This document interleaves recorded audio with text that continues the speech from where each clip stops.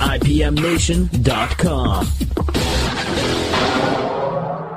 Live from the Outpost Studios in Columbus, Ohio, you're listening to All Natural Being with Brian Brawdy. Brought to you by IPMNation.com. Get ready for the gong heard round the world.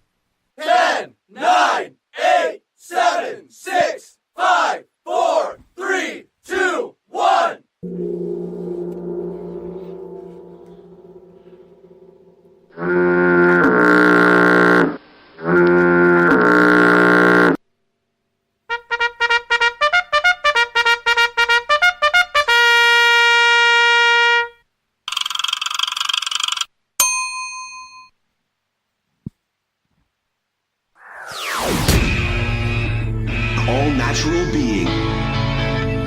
Warning, All Natural Being with Brian Brawdy is designed to shake your sense of self to the core. It's full contact psychology with an empowering twist, a philosophical loofah for your soul.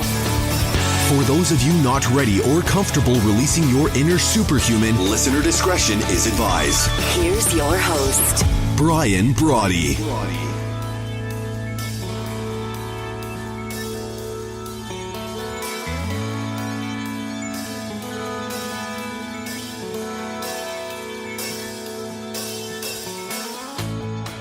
Welcome and thank you for stopping by the #1 rated show here on IPMNation.com and Mortal Up Radio. Episode 264 of The Gong Heard Round the World. You're in to All Natural Being, broadcast as it happens here on IPMNation.com, as I said just a second ago, and Facebook for Fly on the Wall video. Live from the Outpost Studios, however you're getting our signal, here in Columbus, Ohio, with rebroadcast on iTunes and iHeartRadio. Greetings wherever you are, here in the Garden of the Mortals. And I wanted to say hello to the truest parts of your mind. That life, it's your labyrinth, your shot at running the table happens right now. That's why we're always putting your heart's highest priority top of the list. Why we're always working to place your primal scream front and center in your life. Reinstalling and reinstating the true wit and wisdom. That's the true wit and wisdom of your inner whisper. And it's time to reboot your robust, to find your ferocious, to out-brutal the brutal. That is the cut and shuffle that fate deals you on a daily basis, and to bring your own bold once and for all. But before we hit it this evening, I want to say a quick hello to my friends here in the United States, in Canada, Mexico, the UK, my good friends in Ecuador, China, the Philippines, Brazil, India, Australia, Germany, Italy, France, Turkey, Japan, Sweden, Singapore, South Africa, Israel, Puerto Rico, Kenya, the Netherlands, to those joining us from all over the globe. It's great to have you with us. I truly am fired up to be driving your bandwagon, to be your virtual hitchhiker, to be your biggest fan, to be avidly you. It's time to mortal up. So what do you say? Let's go kick in some doors. And this evening, what we're going to be talking about is this concept of, is enlightenment indigenous to your soul? Right? When people say, oh, I need to be enlightened. I need to be, oh, let me ask you this. Is the superhuman status indigenous to your own soul? Is it already in you? So when we talk about all these things, is that you just need to get out of your own way so that you don't have all these things to achieve. You don't have all these things to get. It's not a function at all, not a function of all, of having to achieve these things. You already have them. So what can we do specifically to go ahead and, again, to regenerate what we were? Not the human gettings, busy running around looking for all the baubles, the bling, all the different things that we think are going to fulfill us. But what does it take to fall back on who you already are? And I think there's a real...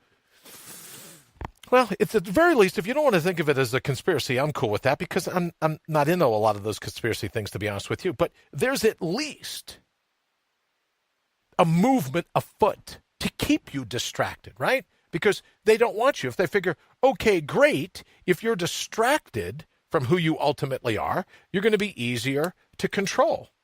If you're not busy paying attention to your superhuman status, if you're not busy paying attention to your all-natural being, you're going to be much easier to manipulate. So think about that for a second. If you're constantly having to spend your bandwidth worrying about what other people are going to say, what other people are going to, how they're going to respond when you put your heart's highest priority top of your list, when you put your primal scream front and center in your life, where you decide to wear your wit and your wisdom, your inner whisper on your sleeve, what are people going to say? But if we're busy allowing our bandwidth to be overrun by all the worry of the slings and arrows from those around us, from our environment. And as I said last night, our environment is one big scavenger hunt for our physical and our mental health, philosophically and physiologically. It's one big scavenger hunt, doing whatever it can to peel away the very best parts of yourself. And I guess when it comes to Mortal Up Radio, when it comes to all the mashugana, all the crazy that you see in the world, what will it take for you to finally say, you know what, I'm done. I'm not going to allow these people anymore to hijack the very best parts of me. I'm not going to let that happen. What would it take, do you think, for you to say, okay, I'm done. I am going to put my heart's highest priority top of my list. The heck with what everyone has to say. I'm going to do what I believe. Now, we talk all the time about destiny, whether you believe it comes, whether you're prepackaged with it or it's something that builds. And I tend to believe the latter. I think, I take a lot of crap from people because they go, how can you be against goals? Goals, they're good for you. And I'm simply saying that I've begun to believe that the universe unfolds the way it should. And those that are most successful learn how to read the tea leaves. The ups, the downs, the lefts, the rights, the pivots, the swerves, here in the labyrinth of life. And that your destiny is created in each individual instant, in a moment of time, when you're being true to yourself. And in that moment, true to yourself, following your heart's highest priority, listening to your inner wit and wisdom, the universe goes, that's it, they get it. So the plan unfolds, if you will. What happens in that particular moment in all of time points you in the direction. As I say, the ups and downs, the lefts, the rights, the pivots, the swerves, right? All cul-de-sacs, no dead ends. So it happens that in that particular moment, oh, I just said that. Look at that. I just said that. What happens in that particular moment? When you follow your heart's highest priority, when you put it at the top of your list, I think the universe dovetails with you, and all events, all types of things begin to go, wow, look how that fit together. Talk about a jigsaw puzzle. Let me say, hey to Dana Lee, hey as well. Rita, good evening. Y'all go get him. That is our plan. Rita, nice to see you. Dallas, nice to see you as well. Spencer and Kelly, thank you so very much for joining us here at All Natural Being. And what we'll be taking some calls tonight. So I guess what we'll do here in a little bit is I'll go ahead and put up the number. If you want to give us a holler, and I guess I'm supposed to say that standard rates apply, if anyone even uses standard rates anymore. I think we all have unlimited calling. But in any event, give us a holler. If you want to call in, it's area code 614-741-4187. 614-741-4187. And we're talking this evening. Actually, this whole thing was sparked by an article that I saw earlier today. Let me pull that up real quick.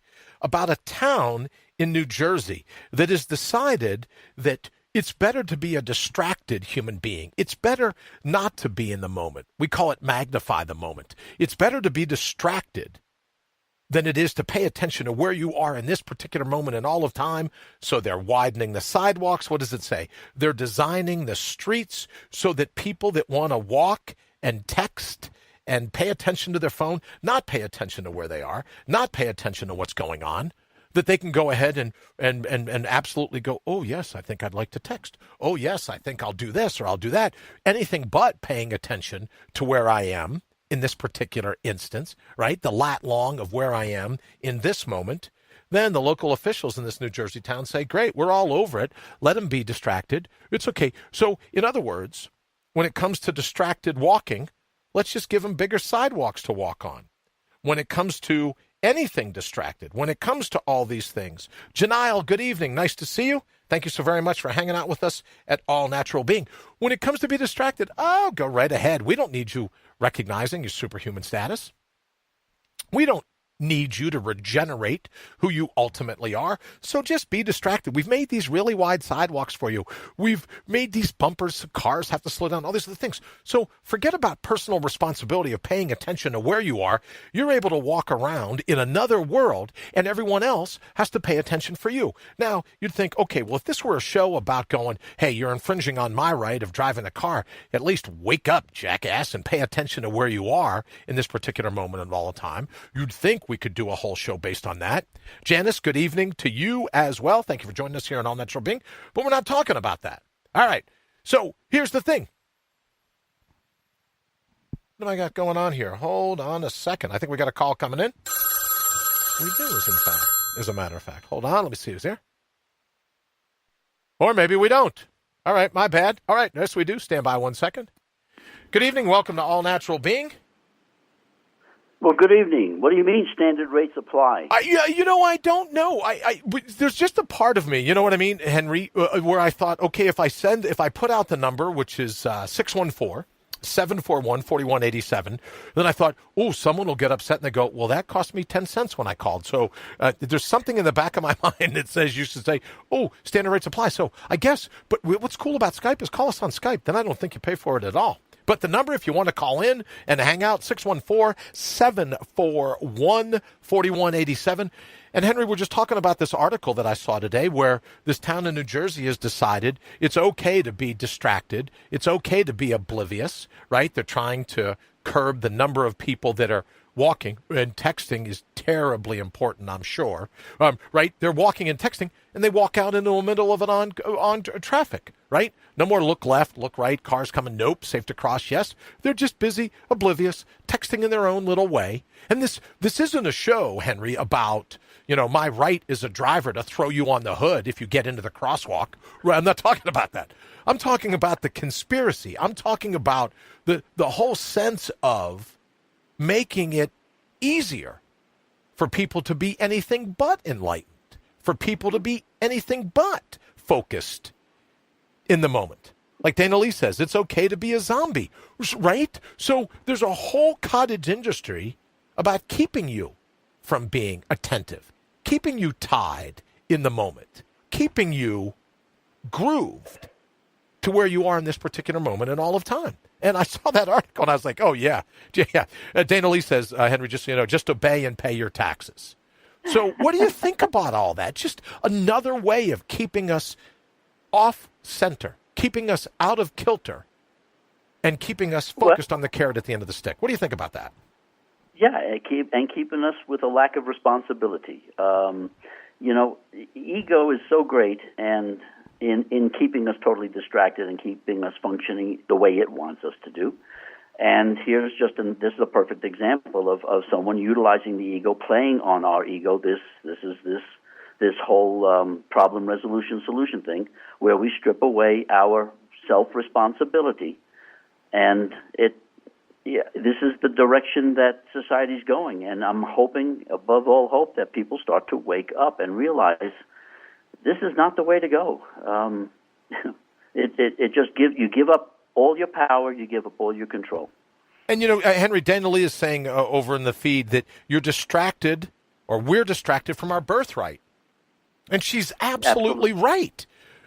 Absolutely right. Absolutely right. Everybody, you were talking about enlightenment, and the whole problem with this whole concept of enlightenment is everybody is searching out there for enlightenment, and you've got monks that are in Nepal, and they're doing everything they can to discover enlightenment. Well, no one ever bothers to look inside. That's where the enlightenment is. It was given to us as our birthright. We really already have it. We don't have to go elsewhere. Not only do we already have it, Henry, I remember getting into a debate years ago when I spent a little bit of time. Let me say hello also to Josephine. Josephine, thank you for joining us here at All Natural Being. Dana Lee says responsibility and accountability. I'll share it with a quick little story. It was just after I had spent some time in a cave in China. And people would come back and go, oh, well, you must have learned some meditation when you were there. You get to hang out in the middle of nowhere. You're in a cave. Everything's going groovy. And I go, true meditation, true ability to tap into that enlightenment happens at the L system, the subway system at Chicago, Friday afternoon at 5 o'clock with 1 billion people. Any moron can walk out into the middle of the woods, and please, for all the people that are now going to be offended because I said they're morons, any moron can walk out into the middle of the woods and go, oh, I just need some peace and quiet so I can get in touch. The true test of enlightenment is that you could be around 250,000 people all fighting to get on the same elevated train, and you don't lose your smile. So I've often wondered, as you say, Henry, about these monks that go off into caves and they go, oh, well, it's easy to meditate. Well, of course it is. There's no distraction, right? I remember one time I was on a bicycle ride where I lived in Chicago back in the days when I was competing in triathlons. And I would go over this same course, Henry, day in and day out. And it was at a part of the course where I'd just get ramped up to speed. So I'm busy going 18, 19, 20 miles an hour, always just hammering, always someplace to be. I always had a time trial. And one day, is this the CTA? Yes, Dennis, it is. Dennis says, Dennis asked if it's the CTA. That's exactly what I'm talking about, Dennis. And Dana Lee, idiot. Well, as we say all the time, my friend, you can't spell idiot without the I in Brian. Or is it you can't spell Brian without the I in idiot? One of the two. Just proves my point. So in any event, Henry, this one particular bike ride, I end up having a flat tire right at the part of the course where I'm usually just ramping it up. And as I stop and I grind to a halt, I get ready to change my tire. I look up, and here's a catalpa tree. Now, if you've ever seen a catalpa tree, they have just some of the most beautiful flowers of any tree I've ever seen. You could throw in birds of paradise. You could throw in all kinds of different flowering trees.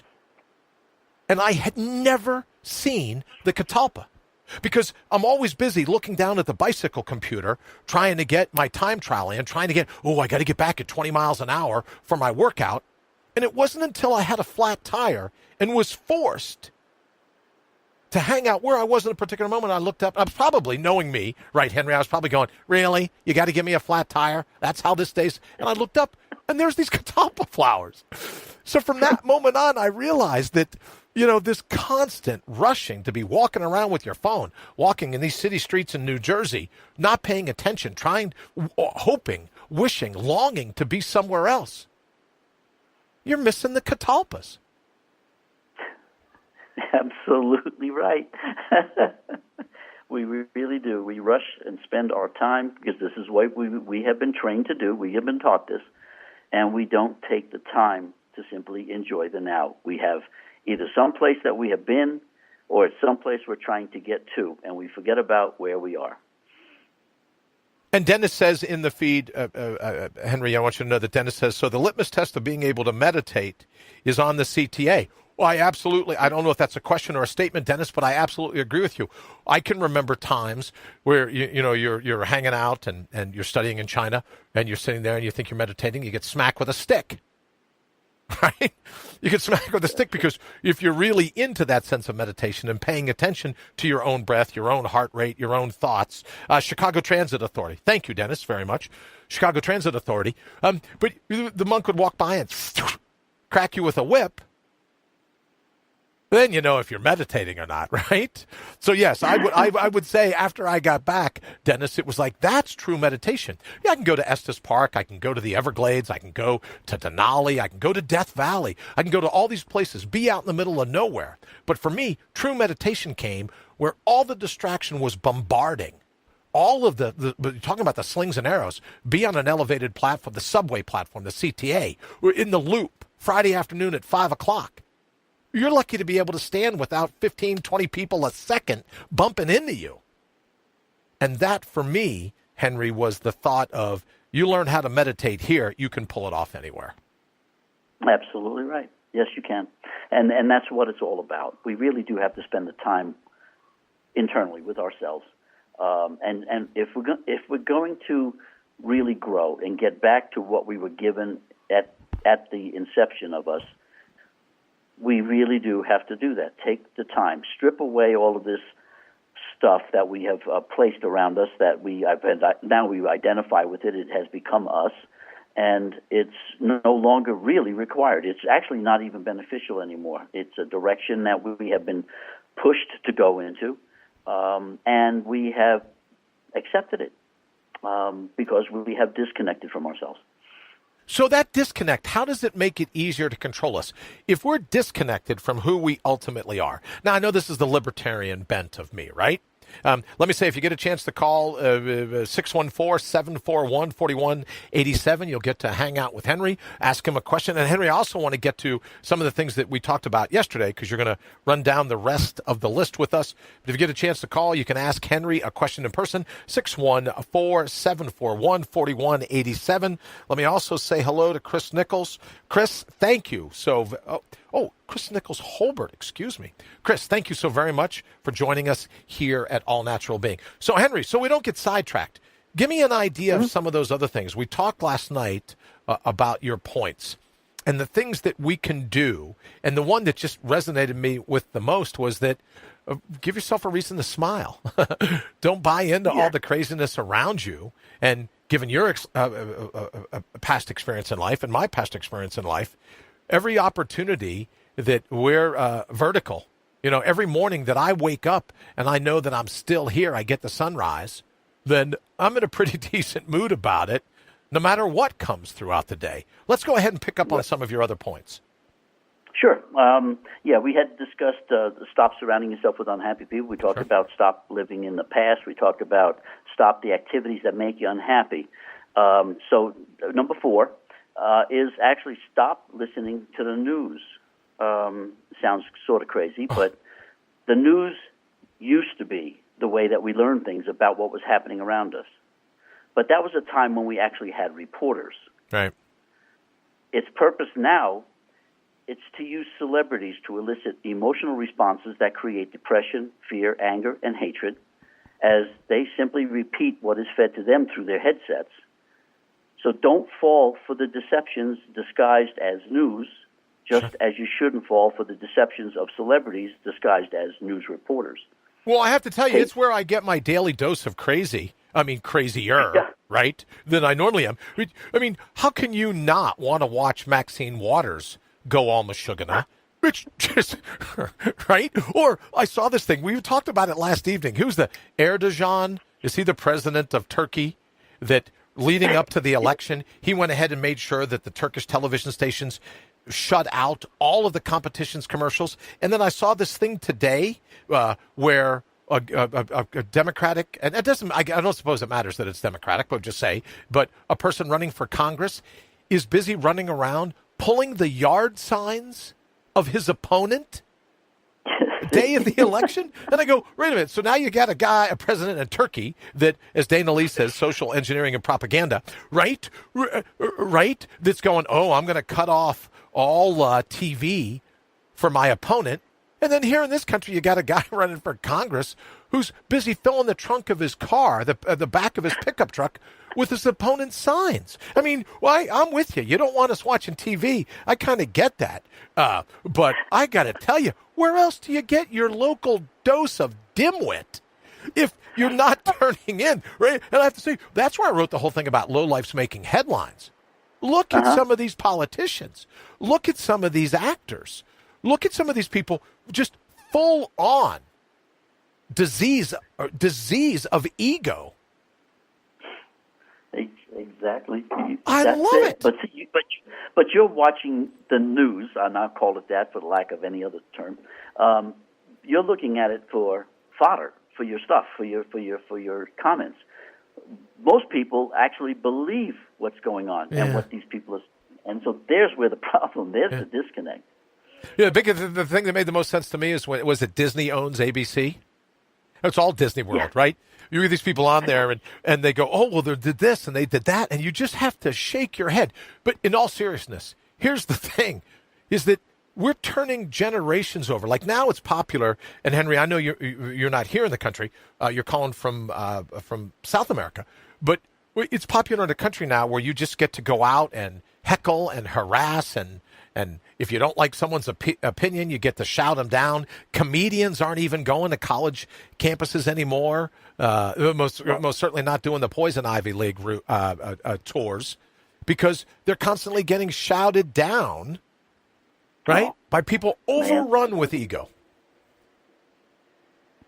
Yeah, that we are so. We've been given a free ticket to express hatred, and that's sad. I mean, it's just really sad that that's the direction that the country's going, and it's not done. That's what my concern is. That's why we tried to do this stuff. Is if we can just turn some people to just start really realizing what's going on, maybe somebody can draw a line in the sand and say, "Listen, we're just not going to accept this anymore, and we don't want this. Is not what we want." Sure. I can hope. I keep hoping. Let me say good evening to David Ray Bowman. David, thank you so very much for joining us here at All Natural Being and stopping by, giving us a quick look. And David is instrumental. Whenever I get in over my head, David is one of the top 3 people that I call, because he's been doing this for so long, a radio personality, podcast, everything else. He's been doing it for so long that I usually call him and go, what does that mean? What am I supposed to be doing here? And he's helped me tremendously. So, David, thank you for stopping by. We're talking about, I think you would call it, Henry, we're talking about vanity rage. Like, I was thinking the other day, Henry, you're driving around, you see these people with license plates, whatever, vanity plates, right? And they come up with these little acronyms so that if you see them, I guess you think, oh, well, that's an acronym for this one or that one, right? And so it dawned on me in that moment that we have vanity plates and we have vanity rage. People just want to be ticked off. Right? Yeah. People just want, because it draws attention. As Dana Lee says, disconnect. The love of hate. That's what's happened. Everyone's outraged. Everyone's offended. Everyone's hating something. And then I thought, what happened to the human mind where you allow the rhetoric of another to come in and ricochet around and ruin your day? Whatever happened to us, Henry? Well, we grown up in an era of sensationalism. Okay. It was what was the most outrageous thing that you could do that would get publicity, and so we learned that was one of the ways of getting attention. And I'm not going to even go back to the Freudian stuff and all of this stuff about dealing with getting attention, but it has gone so far in the wrong direction that it's now that get your 15 minutes of fame, of 15 sure. seconds of fame, or whatever it happens to be, and you do that by saying something that's going to grab somebody's attention. And usually, I love you just doesn't seem to get the cameras rolling. But boy, I tell you what, going after somebody's character really does get some attention. And that's, I think, what they're trying to do. That's all that they can muster, is their little bit of fame that they can try to get, regardless of who it hurts or how wrong they are. Well, that's why I think vanity rage is working for me as a concept now, because 9 times out of 10, the people screaming and spitting and hollering and carrying on, you couldn't get attention. They couldn't get attention any other way. So it's like a little kid throwing a temper tantrum. Now, they do it under the guise of social justice warriors. They do it under the guise of, I'm going to stand up for true news. I'm going to do this and I'm going to do that. But it makes me wonder, how did we become watered down? Good evening to Sarah. Thank you for joining us here at All Natural Being. Henry, how did we get watered down in the first place? What happens to a human mind that believes it's a wimp, that believes the words of another can derail its day, can derail its destiny? Whatever happened to us? It has been such a long process in achieving this scenario that we're talking about. This does not happen overnight. This has been decades and decades in planning, in trying to get us under control, to get us to act, to react.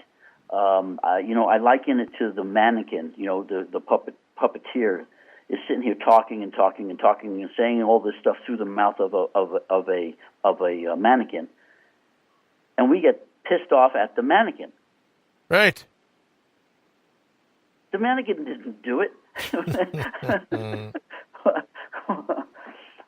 But that's what we've done. And then add to that the thick heads, the thin skins, and then the lack of responsibility. Throw on top of that the whole push for the fame or the my moment in the sun, and we have created an absolute mess. And it is not going to be easy to clean up, but we're going to do everything we can to do that.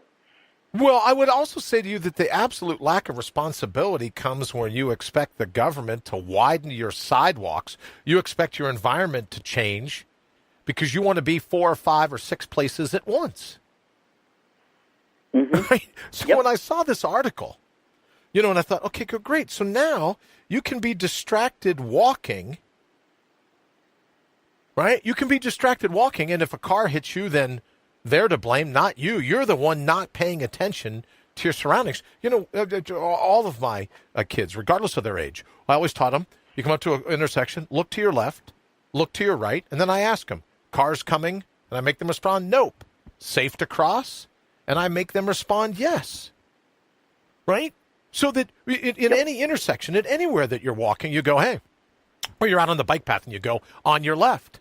I remember watching one time in Tampa, someone riding in front of me on a bicycle. Here's a honest to goodness story with someone. I don't even want to tell you what sex because everyone will accuse me of being sexist one way or another. But here's a particular person rollerblading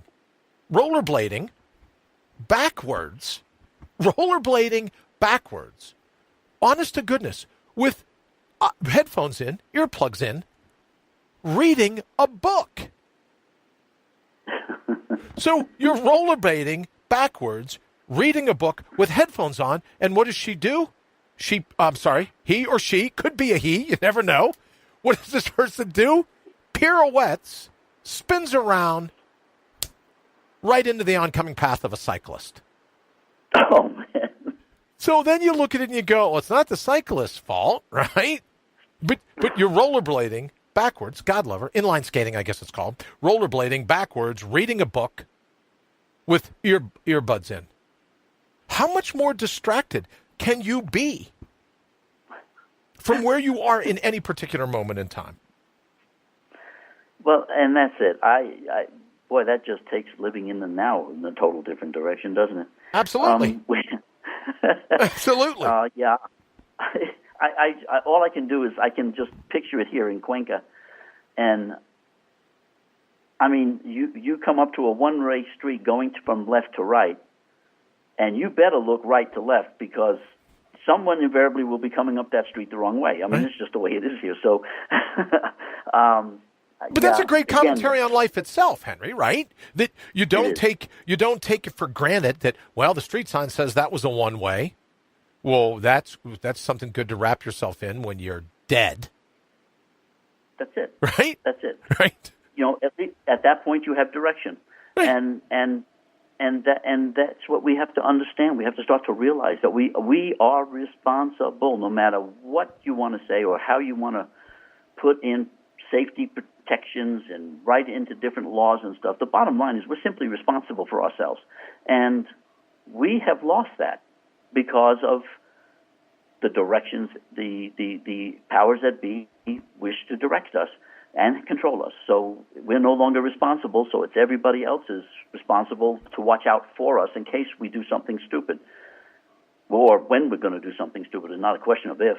And here's my question, Henry. Isn't that what makes us sad, ultimately? I mean, if your true nature, if I'm right, if you're right about all this, and you have your all-natural being, when you are busy abdicating your responsibility for happiness, abdicating your responsibility for being present in the moment, abdicating your responsibility for responsibility, isn't that like the perfect prescription for sadness? Because you're not using any. It'd be like having a thoroughbred racehorse do pony rides at the county fair in Ottumwa, Iowa.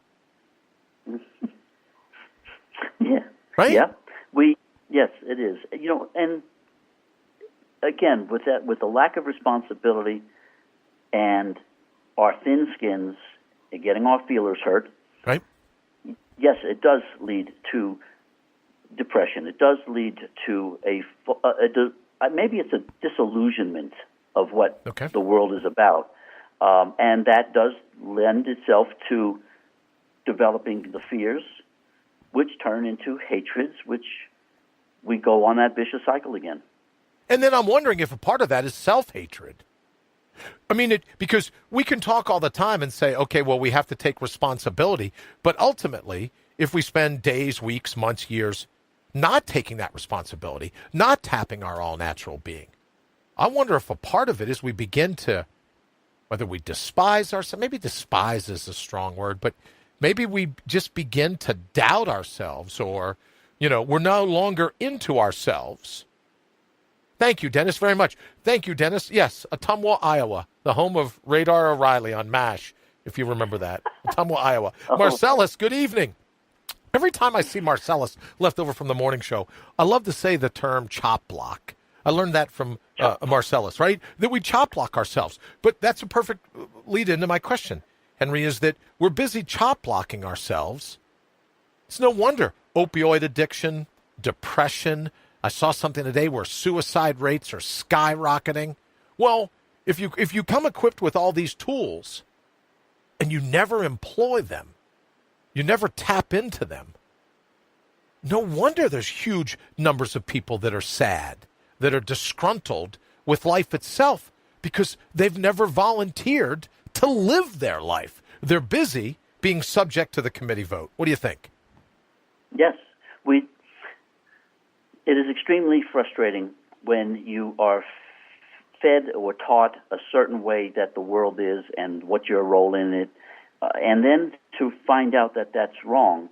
We are lost. We get lost, and that is one of the major issues we deal with. It's not really anybody's fault. This is just the way we have been taught, and this is the way things have been reinforced, because the people that taught us, our parents, our grandparents, they knew no more than we did as far as that is concerned, and so Sure. they just functioned the way that they were taught.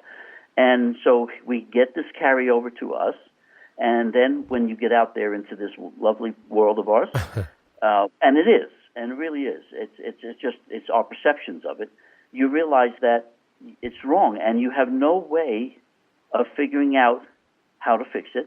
You don't know any way of Sure. trying to fit in. So you revolt, completely revolt. And that's what leads to a lot of depressions, a lot of the suicides, because they can't seem to figure out that they can't fit in. Well, everyone on this planet belongs to the human race. What do you mean fit in? We are part of the human race. It's the human race got hijacked, split up into bunches of other little races, and then all of a sudden that's supposed to be very important. Well, you raised a very valid point where if you study, and people say, oh, that's very philosophical of you. Well, let's not talk about philosophy at all. Let's talk about the quantum physics of it. Let's talk about the science of it. What is it we're trying to fit into? It'd be like being inside of a cardboard box and constantly struggling to be able to get inside of the cardboard box. Fitting in, we're already connected, right? We're already attached. We're already a part of that quantum field. Yes. So it just seems like an inordinate amount of bandwidth is busy worrying needlessly. We're taught to do this. Sure. Yes, we are taught to do it, and that is the thing. We've been derailed from who we are. Everything that we are has been buried so deep under just cloaks and cloaks and cloaks of misdirection, and we are all we have. What we're trying to do is start to get people to think, start stripping these extra layers away, and you actually will find yourself in there, buried someplace, and realize that we are connected in every possible way. I mean, we're connected in nature. We're connected with each other, and it doesn't matter what color you are or what religion you are. That's all mashugana that's been added to our learning that we have just simply adopted. I mean, we think we're Republicans, or we think we're Democrats, or we think those are titles.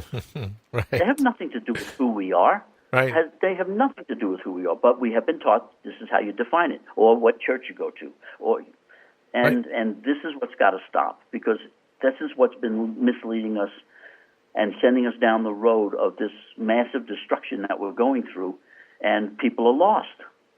But Henry, let me ask you, because it's right. It's the as Dana Lee says yes to what you were just saying. It's all shellac, right? It's varnish, it's paint, it's right, it's spackle.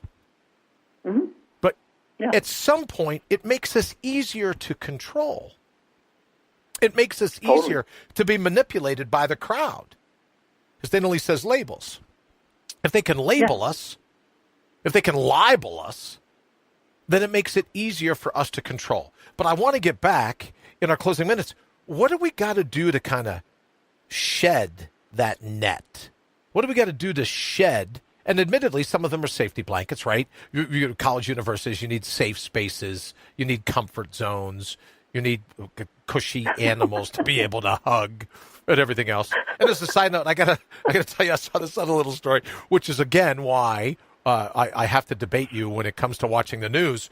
A thing about a forest ranger, I believe it was in India, responds to a town, finds a 12, 14, 16, 18-foot python, right? And everyone's all upset. And they go, oh, come and save us. Here's the python. So the guy goes in, right, captures the python and goes, as one would, well, I need a selfie. What good is showing up and catching this python if I don't get a selfie? Because, right? You just want to run home and put it on Instagram. Well, the snake chokes him out. Oh, man. Yeah, so now they're all fighting to get, right, boa constrictor. Chances are pretty good if you find an animal called constrictor, its goal in life is to strangle you, Yeah. right? They didn't call it a boa massager, a boa pedicurist. It's a boa constrictor. So he goes, oh, no, I need a selfie with this picture, right? Because this will just get me, like, a ton of likes. This will just be great. And then the thing starts strangling him.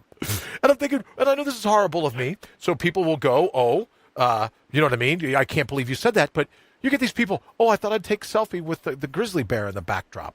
Or I thought I'd grab a selfie with this bison in Yellowstone. I'm getting to the point where I root for the wildlife. If you walk up to a wild animal and go, I think I need a selfie with this animal, and they go, yeah, I guess they didn't see it coming. Took a selfie, kneeling down with that alligator, right? I've started rooting for the wildlife. If your sense of self is so deprived that getting a selfie with a wild animal who arguably may not have eaten that day and then looks at you as like a bag of food from a drive-up window, I'm rooting for the wildlife. I know people will be mad. They'll go, well, that doesn't show much respect. Yeah, well, I'm not, right? I root for the wildlife. You try to get a selfie with a bull moose and go, oh, well, I got a selfie. Well, that moose was in rut. Then, brother, you get what you got. You get what you get. As one of my younger sons says, you get what you get and don't pitch a fit. But I find myself rooting for the wildlife anymore. I know that's a little, you know what I mean? That's a little side note. But I want to get to it, Henry. So some of your other points that we started discussing last evening. Okay, sure. Well, stop the negative social media. I mean, if participating in the social media makes you angry or depressed, then don't do it. Don't do it. I mean, life is too short to be emotionally involved in someone else's paradigms. Right.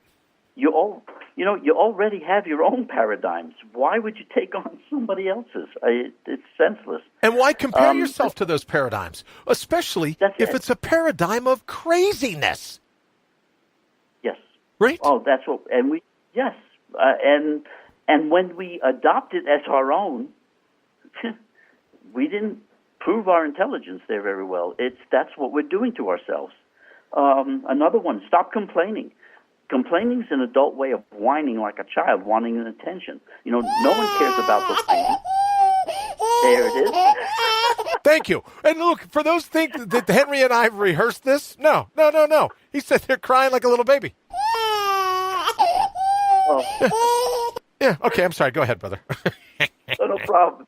But instead of complaining, find solutions. Right. Complaining is cheap. So invest in the solution, because it's the solutions. That's what the reasons are for that causes the complaining to go away in the future. You found a solution to it. Stop fearing. Stop being afraid. Fear is one of the most debilitating activities we actually get involved in. Fear paralyzes us into submission. We fear everything, and by fearing, we lose a chance to embrace life. Fear consumes our essence.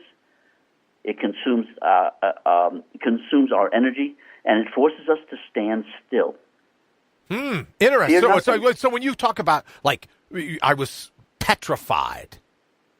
Remember that as a little kid? And let me say good evening to Donald Kleinslaver. Donald, nice to see you, brother, as always. Dennis says solution orientation is problem orientation. Dana Lee, complaining also wires the brain and also agrees with the conflict. So, right? Yes. So, but when you think Absolutely. of petrified, I was scared stiff. Well, you hear that other term. I was scared stiff. Well, the thing that you and I both know, and maybe you want to share a little bit of your personal backstory. You and I both know that every moment that we're scared stiff is another moment another moment closer to death. I say to people all the time now, well, I'm heading to the grave. I've decided to take the long way around. But at every moment we're petrified. Every moment we're scared stiff. We're another moment closer to death. But there's nothing to fear about it. I mean, that's our biggest thing. You know, we are so worried about getting hurt or dying is, I guess, a big one. Losing what we have, all of our stuff, we're afraid of losing it. There's really nothing out there. I mean, our stuff, I mean, when I actually see a hearse pulling a U-Haul, I'll believe that we can take it with us. Right. You know, it's stuff. And we have such emotional attachments to stuff that we fear losing it. And that is what they play on. So what do? We spend money on insurance. We spend money on insurance. security. You got to love that. You know, Yeah. If we just weren't afraid, if fear wasn't the issue, and the biggest fear is that we're going to die. Well, take it from someone who did twice. It's not a bad gig. I mean, the experience is phenomenal. I mean, you can't even describe the sensation and the feelings, and it is just so different, totally different from what we can experience here. But that's where we came from. Absolutely. So the fear to go back, I don't have that anymore. I recognize what it's all about, where we're going.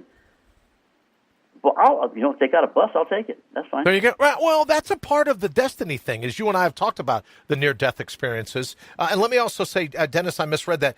Dennis was saying, Henry, that solution orientation is greater than problem orientation. So if you're confronted by the slings of arrows, and that's what we talk about all the time, Dennis, we talk about here, you may not be able to be responsible for the slings and arrows, but you're absolutely responsible for the counterpunch. So I think what Dennis is saying, Henry, is that, if you're orientated towards the solution as opposed to the problem, then you're ready for the counterpunch, right? You're saying, great, fate, whatever you're going to do to chop block me, if Marcellus is still with us, whatever you're going to do to try to derail me. Sarah says, like anything in life, something can be used for good or evil. There are people that will always exploit things for bad. Facebook can be used for good or bad. You decide who to surround yourself with for it to be good or bad for you. And as in everything in life, Sarah, I would agree. We decide in the moment, not just the people, Henry, right? But we decide about the thoughts. We decide about our attention, right? Of who we decide to associate with. Absolutely, and it's all based on our perceptions. We perceive that something seems to be good or bad, or someone is good or bad, or is helpful to us or not. Yeah, everything is based on our perceptions, and our perceptions are all based on what we have been taught. And that is really what it is. If good morning makes someone sad, we need some adjustment to their perception. I mean, that's not what it was about. We need to go back and find out what happened that causes them to be so upset about good morning, and understand that I don't want to judge anybody because I don't walk in their shoes. I don't know what their life is, so I ask those questions. What is your intention with that question? What was the meaning behind that question? You disagree with what I have to say. I'm not going to sit here and fight back and forth and trying to prove my point because that's not what I want to do. but I do want to understand where you're coming from, so therefore I'm going to ask that question. So what is it that you mean by that? Explain to me so I can understand better. We just don't. We jump to judgment, and we go immediately to hanging. Sure. Well, we're offended. We're outraged. We're mortally wounded by your words. We're, good golly, a whole laundry list of things where you go, look, I've been pierced by those words. Yes. Pierced by those words. What are you talking about? Yeah, sticks and stones. I mean, I right? don't. But well, that's words, a great question, yeah. Henry. Let me ask you: when did that switch? When? And I don't want to tell everyone, how old you and I are, right? But when we were growing up, the saying used to be, "Sticks and stones may break my bones, but names will never hurt me." And then, I must have been out of the country. I must have been traveling, because now it's sticks, stones, and words will hurt my bones. When did we balance the equation?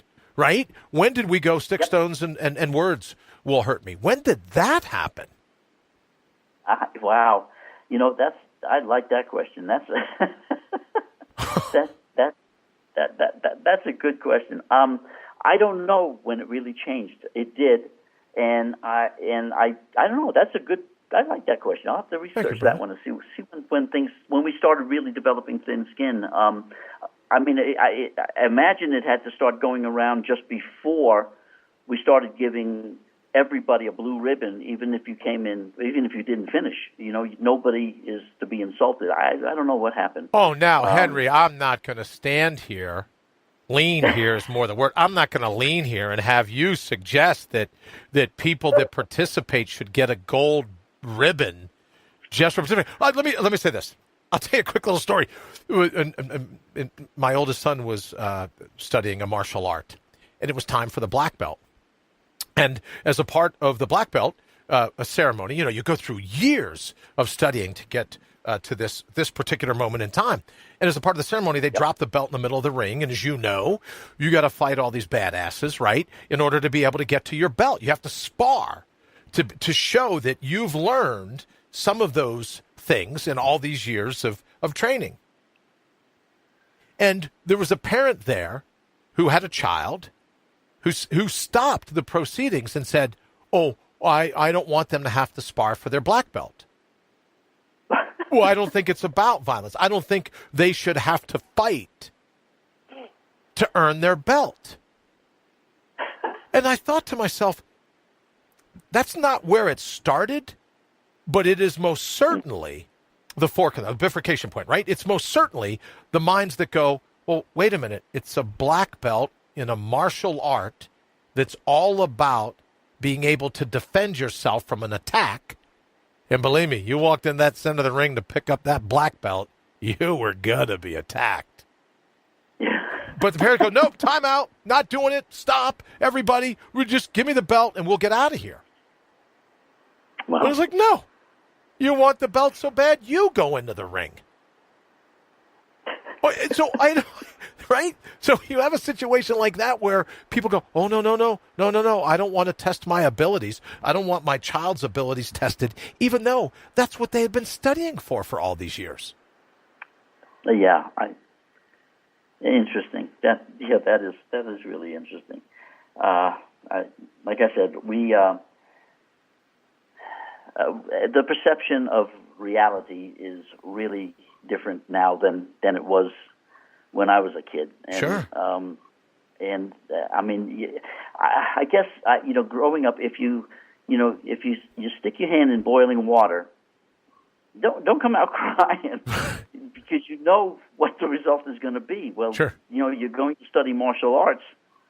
You know what the result is going to be. I mean, yeah, that's interesting. Yeah, we have gone somewhere askew, I think. Yeah. But how do we get back from that, Henry? And I know this is a huge question to ask with just a couple minutes left to go, but how do we get back from that sense of askew? We have to do it individually, right? It can't be, maybe collectively one day a group of people will get together and go, oh, here's what I'm doing. But what do we got to do in our own lives to be able to regain control of our own cockpit, to be able to recognize who we ultimately are so that we can offer a counterpunch to our environment. As I said earlier, the big scavenger hunt for our physical and our mental health. What do we got to do? If you could pick one thing, brother, where you'd say to everyone listening this evening, here's how you begin. Here's how you start reclaiming, as Dana Lee said earlier, your birthright. What would you offer? What would you suggest we should do? I'd say first, accept the fact that we have an ego. That's the first step. Okay. You've got to accept the fact that we have one. Then we have to learn that our thoughts, when they come to us, is it ours or is it the ego's? If it's pushing you to get something all of a sudden that you hadn't thought about, but all of a sudden now I want this, it's probably ego. Okay. If it's something you need, go get it. It's probably yours. And we have to start discerning those two. We live in debt. We're a debt-driven society because of ego. We have to have that new car now, and we have, and we got the multitudes of ways of being able to do that. It's a tax deduction, or it's this, which I have never figured out. That one drives me crazy. Is that I'll spend $10,000 to take a $20 deduction? I don't get that. But anyway, and the homes that we have with the mortgages, we live in debt, and we fight and stress week after week after week to make sure we make enough to try to keep the payments up to date. But then we want the boat. Well, that's probably ego driving that issue. Okay. And so I really think that that's the discernment we have to make is it Memorex or is it ours? And if it's something that we want, it's probably ego. If it's something that we need, then that's probably us. And to me, that would be the first start. Is just admit you got an ego, and then start doing the things to try to control it.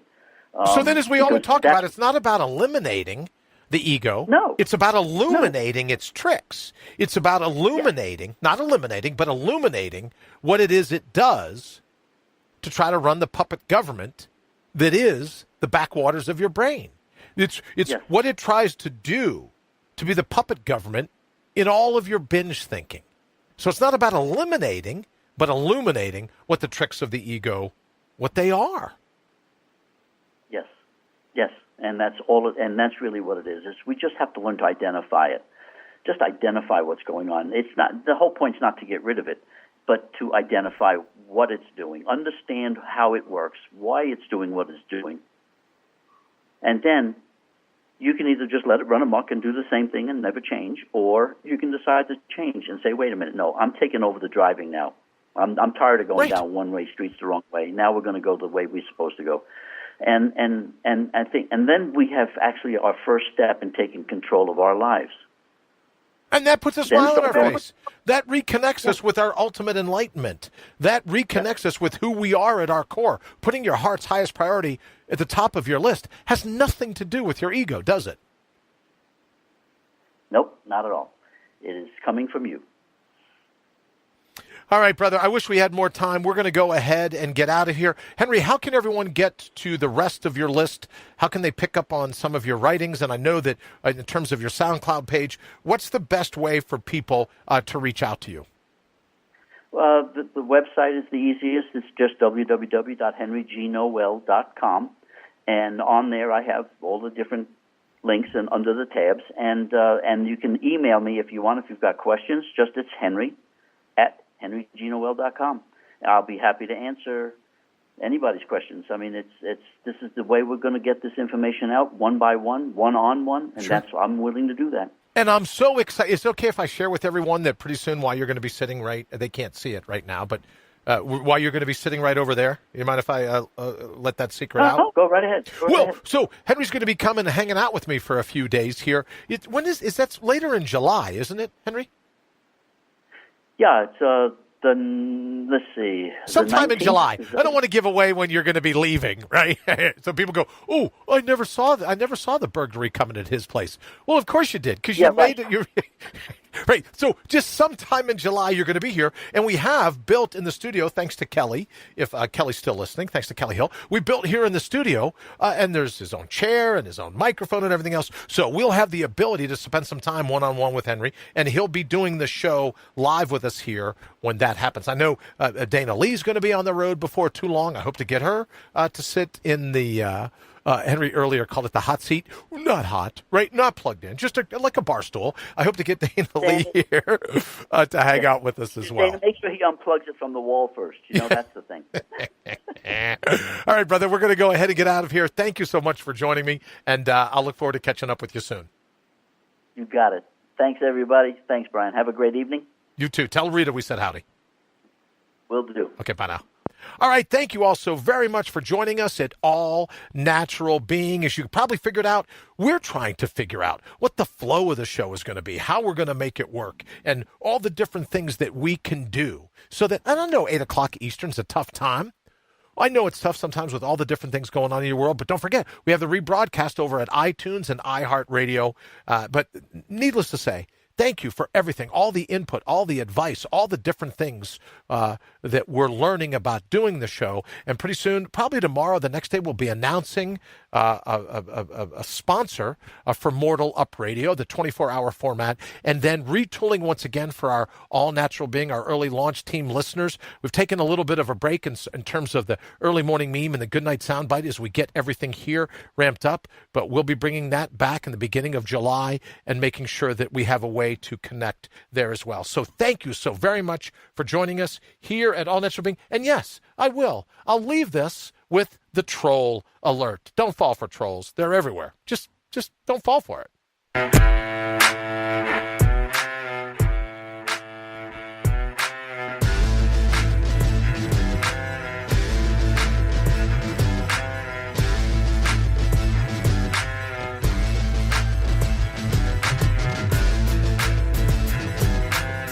IPMNation.com.